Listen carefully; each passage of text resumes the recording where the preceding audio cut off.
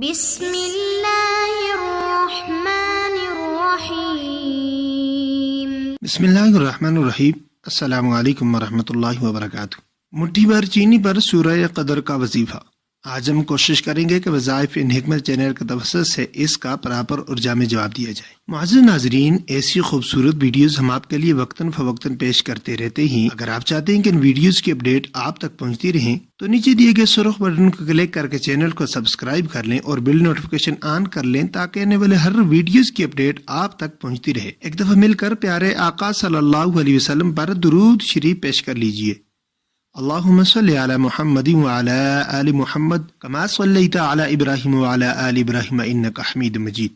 اللہم بارک علی محمد وعلی آل محمد کما بارکت علی ابراہیم وعلی آل ابراہیم انک حمید مجید۔ معزز ناظرین، آج آپ کو بتا رہے ہیں نافرمان اولاد کو فرما بردار بنانے کا عمل۔ یہ بہت بڑا المیہ ہے ہمارے ملک میں اور باہر ممالک میں بھی اللہ تعالی سے اولاد کو بڑی دعاؤں سے لی جاتی ہے اور پھر اس کی پیدائش پر بڑی خوشیاں بھی کی جاتی ہیں، لیکن وہی پودا، وہی درخت، وہی ہماری اولاد وہی ٹیڑھی ہو جاتی ہے، نافرمان ہو جاتی ہے۔ نافرمان اولاد کو سیدھا کرنا بڑا مشکل ہوتا ہے اور پھر ہر روز والدین کے دلوں کے اوپر، ان کے جگر کے اوپر چھریاں چلتی ہیں۔ جب ان کی اولاد نافرمان نکلتی ہے، اولاد کی تباہی اور نافرمانی اور بگاڑنے میں سب سے زیادہ ہاتھ ماں باپ کا ہے۔ اس کی وجہ یہ ہے کہ حضور اکرم صلی اللہ علیہ وسلم نے ارشاد فرمایا، جب تیرا بچہ 7 سال کا ہو جائے تو اس کو نماز کا حکم کر، جب 10 سال کا ہو جائے اگر وہ نماز نہ پڑھے تو نماز نہ پڑھنے پر اس کو مارو۔ تقریباً 99% گھرانے ایسے ہی ہیں جہاں بچوں کو نماز کا کہا ہی نہیں جاتا۔ صرف 1-2% گھر ایسے ہیں جہاں پر بچوں کے نماز کے لیے سختی کی جاتی ہے۔ جب ہماری اولاد نے مسجدوں میں نہیں جانا،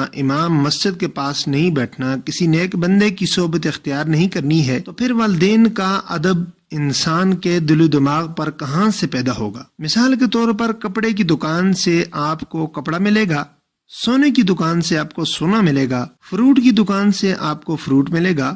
اب ماں باپ کا جو ادب ہے وہ مسجد سے ملے گا، قرآنی تعلیمات سے ملے گا، رسول اللہ صلی اللہ علیہ وسلم کی تعلیمات سے ملے گا، رسول اللہ صلی اللہ علیہ وسلم کے فرامین مبارکہ سے ملے گا۔ اب یہ جو ادب ہے، فرمانبرداری ہے، اطاعت گزاری ہے، وہاں سے ملے گی۔ جب ہم اپنے بچوں کو وہاں بھیجیں گے نہیں تو پھر کہاں سے وہ سیکھیں گے؟ کہاں سے قرآنی تعلیمات سیکھیں گے؟ کہاں سے بچے والدین کا ادب و احترام کریں گے؟ اگر والدین بچپن میں بچے کی تربیت اچھی طرح کر دیں، انشاءاللہ کبھی بھی بچہ نافرمان نہیں ہو سکتا۔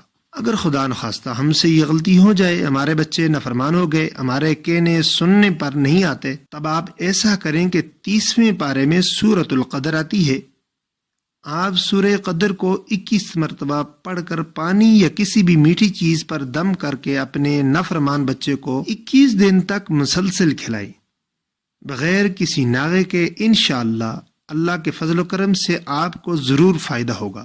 آپ کی جو نافرمان اولاد ہے آپ کی فرمانبردار اور تابع دار بن جائے گی۔ جن عورتوں کے بچے ابھی چھوٹے ہیں ان سے گزارش ہے کہ خدا را اپنے حال پر رحم کریں، ان بچوں کو نماز کا عادی بنائیے، مسجد کا عادی بنائیے۔ انشاءاللہ جب وہ نیک راستے پر چل پڑیں گے تو کبھی بھی آپ کو اولاد کا دکھ دینے کو نہیں ملے گا، ہمیشہ آپ کو اولاد کی طرف سے ٹھنڈی ہی ہوائیں آئیں گی۔